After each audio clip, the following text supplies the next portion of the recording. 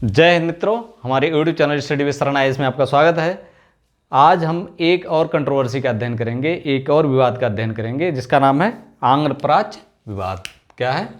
आंग्ल प्राच्य विवाद। ये मॉडर्न इंडियन हिस्ट्री का एक टॉपिक है। पिछले में हमने एक कंट्रोवर्सी का अध्ययन किया था, इल्बर्टविल विवाद। इल्बर्टविल विवाद आपको अच्छे से मैंने समझाया था। जिसको ना समझ में आया हो तो एक बार और देख ले, डिस्क्रिप्शन में उसका लिंक दिया हुआ है, मॉडर्न इंडियन हिस्ट्री के इल्बर्टविल विवाद का। आज जो हमारा टॉपिक है वो क्या है? आंग्ल प्राच्य विवाद, इंडियन हिस्ट्री का। शुरू करते हैं इसको थोड़ी सी मध्यकाल से। मध्यकाल में पहले शिक्षा को समझते हैं, पृष्ठभूमि पहले समझ लेते हैं, उसके बाद हम जान पाएंगे कि ये विवाद क्या था।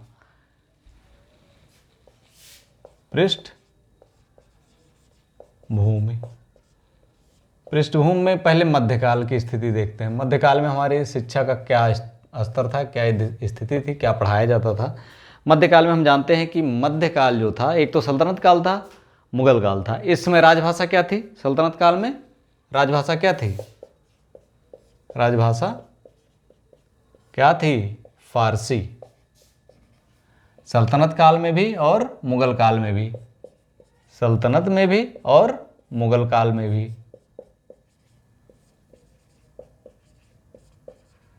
हमारी राजभाषा क्या थी? फारसी थी। अब फारसी राजभाषा थी।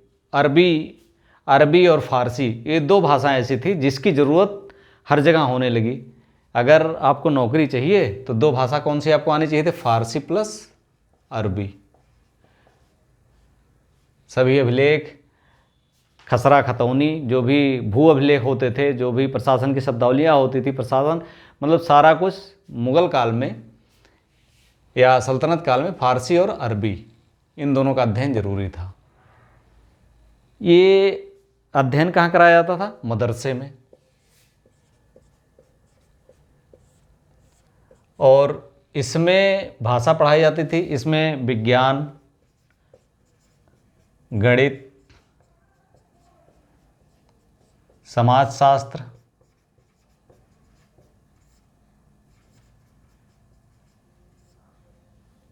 शरीर रचना विज्ञान, एनाटॉमी,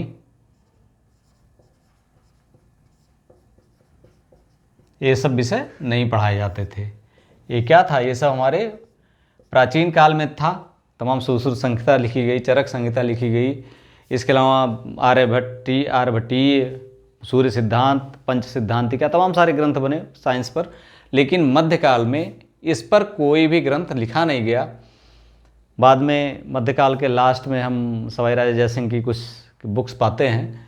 कुछ बीच में शासकों ने अपना अनुवाद कराया था, लेकिन जो मूल था अरबी फारसी, वो उनका जो दृष्टिकोण था वो मध्यकालीन ही था। मध्यकालीन दृष्टिकोण मतलब ये होता है कि एक तो जो उस समय शासक थे वो ऐसी व्यवस्था से आए थे जहाँ पर कह सकते हैं कि अस्थाई जीवन के बजाय एक कबीलाई जीवन के स्तर को लोग जीते थे। और वहाँ पर हम जानते हैं कि खाने की छीना झपटी, एक दूसरे कबीले से दूसरे कबीले का युद्ध, मतलब बहुत सारी चीज़ें होती थी। अस्थाई जीवन से अलग होता था।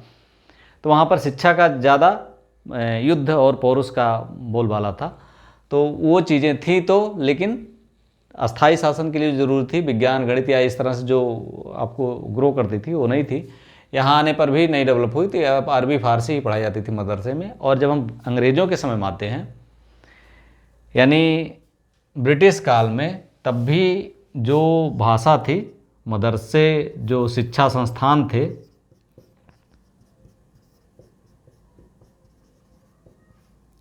वो उनके पास भवन नहीं था, उनके पास विषय नहीं थे, अनुदान नहीं था,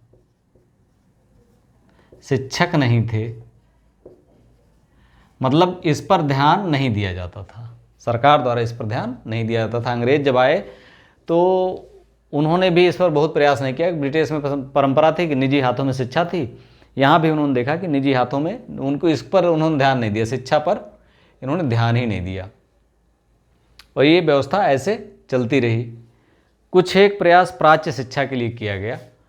इसमें 1784 में 1784 में वारेन हेस्टिंग्स ने,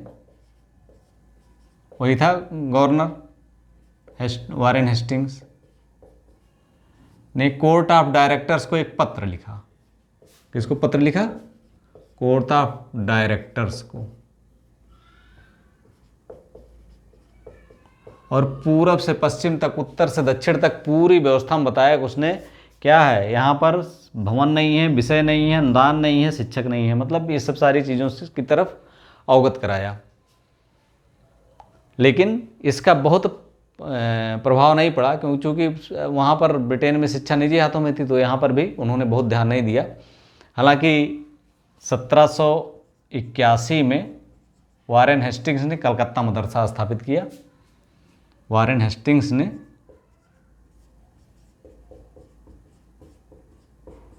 क्या स्थापित किया? कलकत्ता मदरसा। इसका क्या काम था?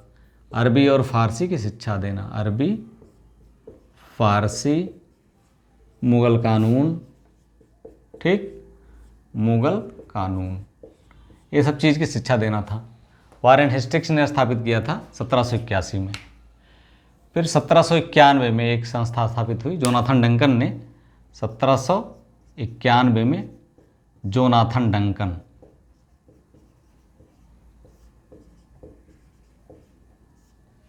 ने एक संस्कृत विद्यालय खोला बनारस में। ये कई बार पूछा गया एग्जाम में, बनारस में। ये दोनों खोले गए, लेकिन यहाँ पर जो शिक्षा की ज़रूरत थी, ये प्राच्य शिक्षा पढ़ाते थे। प्राचीन शिक्षा,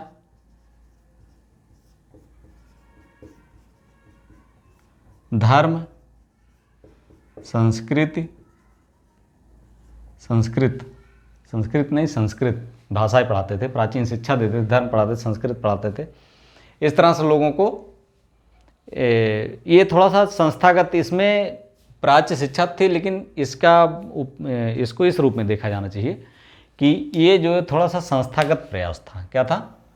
शिक्षा के लिए एक संस्थागत प्रयास था, सरकार का ये संस्थागत प्रयास था। इस रूप में इसे देखा जाना चाहिए, इस रूप में नहीं कि बल्कि जो है कि ये इसलिए कि अरबी फारसी मुगल कानून पढ़ाते थे या संस्कृत विद्यालय था ये, इसके लिए ये बधाई के पात्र थे। पुनः जो है 1800 में लॉर्ड वेलेस्ली आता था। 1800 में लॉर्ड वेलेस्ली, इसने क्या स्थापित किया? लॉर्ड वेलेस्ली ने क्या स्थापित किया? Fort William college. Fort William college.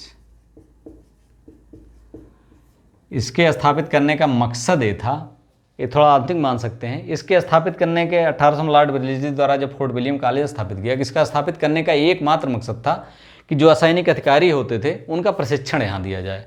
क्योंकि उच्च श्रेणी के अधिकारी, अभी आप लवासना में जाइए तो वहाँ पर क्या है कि आपको अगर असम कैडर मिलता है, आप उत्तर प्रदेश के रहने वाले हैं या आप पंजाब के रहने वाले हैं, आपको असम कैडर मिलता है, तो क्या होगा? आपको असमिया भाषा वहाँ पर अतिरिक्त रूप से सिखाई जाएगी, ताकि आप जनसामान्य से अपनी भाषा में, उनकी भाषा में आप कम्युनिकेट कर सकें। यहाँ पर भी ये चीज़ होता है कि ये जो फोर्ट विलियम कॉलेज था, इसको उन्हीं स्थानीय भाषा, स्थानीय रीति रिवाजों को समझाने के लिए सैनिक अधिकारियों को प्रशिक्षित किया जाता था। हालांकि कोर्ट ऑफ डायरेक्टर्स की आज्ञा से 1802 में इसे बंद कर दिया गया। 1802 में बंद कर दिया गया इसे।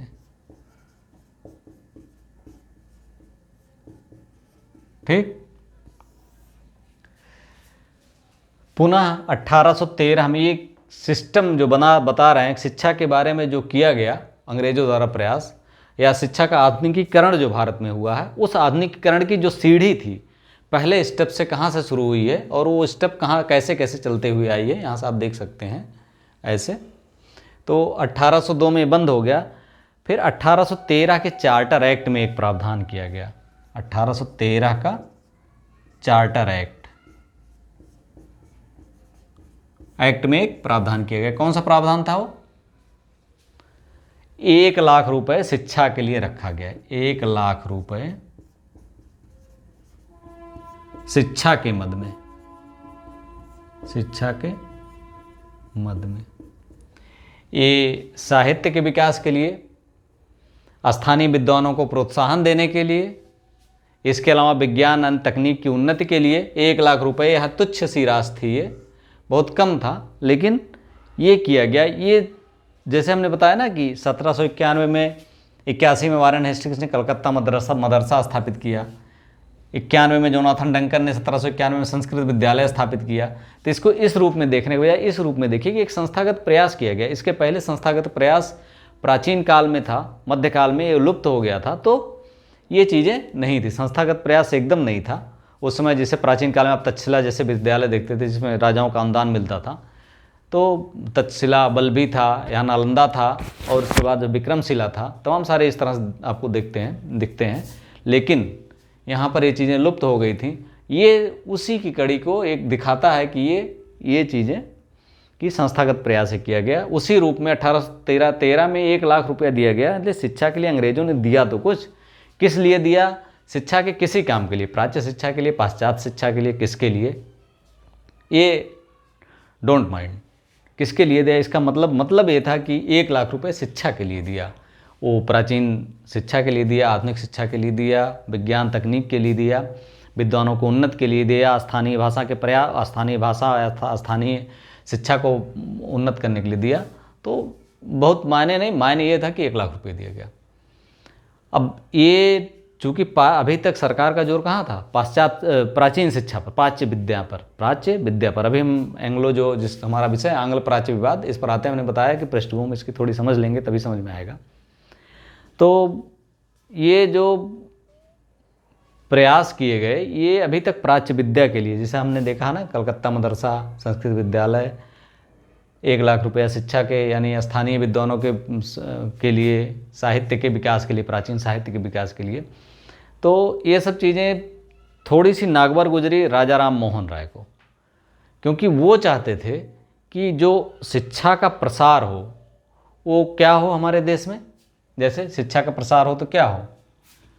विज्ञान, गणित, ठीक, शरीर रचना, अर्थशास्त्र, समाजशास्त्र,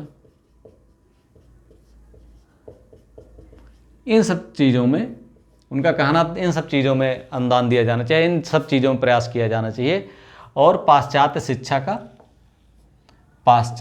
का समर्थन किया। पाश्चात्य शिक्षा का समर्थन किया किसने? राजा राम मोहन राय ने। अब प्रश्न ये था कि राजा राम मोहन राय क्यों पाश्चात्य शिक्षा के समर्थक हो गए? प्राच्य शिक्षा, प्राचीन शिक्षा, अपनी प्राचीन संस्कृत को उन्होंने क्यों दूसरे नंबर पर रखा? उसका कारण ये था कि वो चाहते थे कि हमारी जो देश है वो उस देश में लोगों को भूखे पेट या भुखमरी जो है अशिक्षा के कारण है, और वो अशिक्षा ऐसी है जो उनके जीविका के लिए उपयोगी नहीं है। ये प्राच्य शिक्षा थी, जीविका के लिए उपयोगी नहीं थी। हमने विज्ञान जानते थे, गणित जानते थे, दुनिया के साथ तालमेल मिला के इस शिक्षा से नहीं पढ़ सकते। अगर आप अध्यात्म पढ़ते हैं, ईश्वर से कैसे मिला जाता है इसके बारे में अध्ययन करते हैं, या वेद पढ़ते हैं, तो उससे हम एक आध्यात्मिकता की तरफ बढ़ सकते हैं। एक भ्रम की स्थिति, उन्होंने कहा था एक भ्रम में और पड़ जाएंगे, ईश्वर है कि नहीं है, या इस तरह से एक जो भ्रम 1000 साल पहले जो हमारे नॉलेज था, 1000 साल पहले जो लिखा गया था उसी को हम दोहराएंगे, नया इनोवेशन नहीं कर पाएंगे। नए इनोवेशन के लिए ज़रूरी है कि हम इसका अध्ययन करें, विज्ञान, गणित, शरीर रचना, अर्थशास्त्र, समाजशास्त्र, सब चीज़ों का अध्ययन करें तो हम न्यू इनोवेशन कर पाएंगे। तो उनका कहने का मतलब ये था कि हमारे नागरिक इस तरह के होना चाहिए, ना कि अभी जो हमारे 1000 साल पहले जो ज्ञान, 2000 साल पहले जो ज्ञान ईजाद हो चुका उसको रटने का। तो इसका प्रभाव गवर्नमेंट पर पड़ा और उसका जो थोड़ा सा प्रयास हुआ इसकी तरफ, पाश्चात्य शिक्षा की तरफ हुआ। अब आते हैं विवाद पर। विवाद ये था कि आंग्ल प्राच्य विवाद, तो उस समय जन शिक्षा समिति जो बनी थी, शिक्षा के प्रसार के लिए एक समिति बनाई गई थी, जन शिक्षा समिति। उस शिक्षा समिति में 10 मेंबर थे। कितने मेंबर थे? 10 मेंबर थे। उन 10 मेंबर में 5 प्राच्य विद्या के समर्थक थे और 5 पाश्चात्य विद्या के। जो शिक्षा समिति थी उसमें 10 मेंबर थे, अभी हम लिख दे रहे हैं। शिक्षा समिति में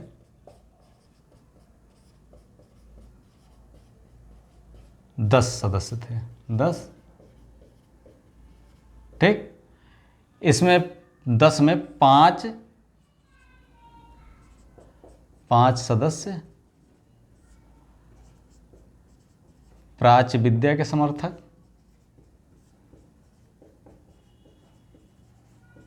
और 5 सदस्य पाश्चात्य विद्या के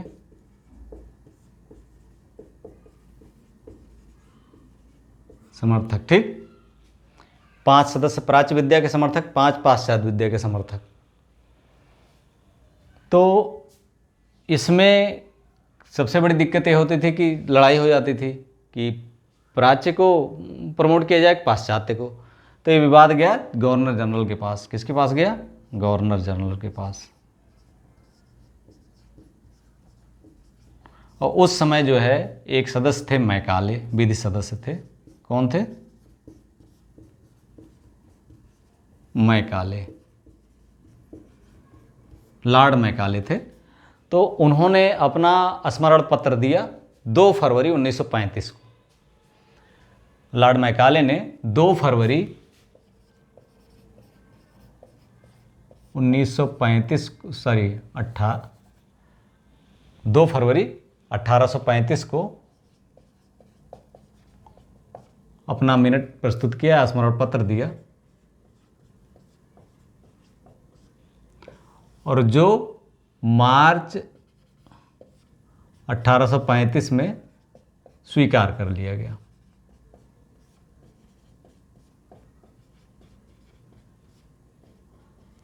यहाँ पर उनका कहना था, वो बहुत बड़ा पाश्चात्य समर्थक था, पाश्चात्य। उसका कहना था कि यूरोप के एक अलमारी, मान लीजिए यूरोप की एक अलमारी हो, लाइब्रेरी की एक अलमारी, वो अलमारी का एक खाना, उसमें रखी किताबें एक तरफ, और समूचे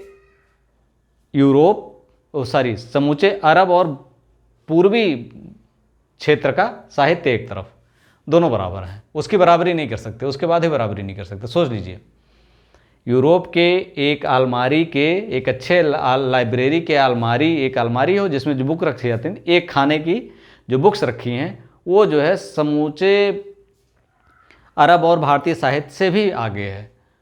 और उसकी भाषा, उसका कहना था 90 पीढ़ियों ने उसकी भाषा को समृद्ध किया है। उसमें सारे ज्ञान विज्ञान सारी चीज़ें सम्मिलित हैं, और उसमें शिक्षा देना आज गर्व की बात है। और इन यहाँ जो शिक्षा हम दे रहे हैं उनको लेना, जो लोग इसको शिक्षा को लेंगे वो भी उनके लिए गर्व की बात होगी। इस तरह से उसने अपने स्मरण पत्र में लिखा।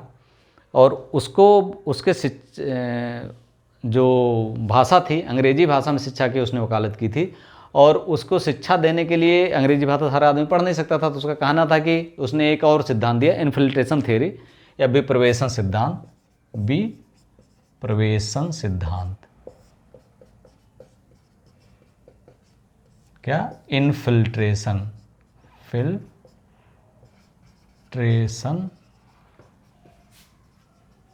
थियरी, ठीक। इन्फिल्ट्रेशन थियरी उसने दी। उसका कहना था कि हम उच्च वर्ग के या ऊंचे वाले लोगों को समझाएंगे, सिखाएंगे, और वो जो है उनसे जो भाषा साहित्य है छन करके नीचे जाएगा और वो दुभाषी काम करेंगे और नीचे वाले लोगों को समझाएंगे। तो इस तरह से वो एक ऐसे भारतीयों की एक ऐसी नस्ल तैयार करना चाहता था जो दिखने में और खून उनमें तो भारतीय हो, लेकिन उनका जो नेचर हो जाए वो अंग्रेज हो जाए, यानी ब्राउन कलर के अंग्रेज वो पैदा करना चाहता था। देखने में वो भारतीय हो, चमड़ी उनकी भारतीय हो, लेकिन सब कुछ अंदर से, यानी सोने के घड़े में शराब, इस तरह का वो अंग्रेज तैयार करना चाहता था कि भारतीयों के जो नस्ल थी उनके दिमाग में वो वही चीज़ें अपनी दिमाग में जो भरा हुआ था वो भरना चाहता था। और इसका जो जो असर पड़ा वो पाश्चात्य शिक्षा के प्रसार पर पड़ा और इस तरह से ये आंग्ल प्राच्य विवाद समाप्त हुआ। इसमें हालांकि थोड़ा सा 1843 में जेम्स थॉम्सन प्लान आया। 1843 में जेम्स थॉम्सन प्लान,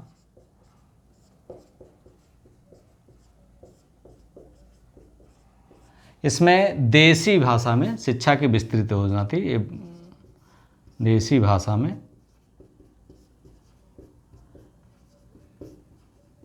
शिक्षा की विस्तृत योजना थी, जो थोड़ा सा राहत वाला कदम था। लेकिन आगे वुड डिस्पैच, आगे शिक्षा का विकास कैसे हुआ अगली क्लास में देखेंगे।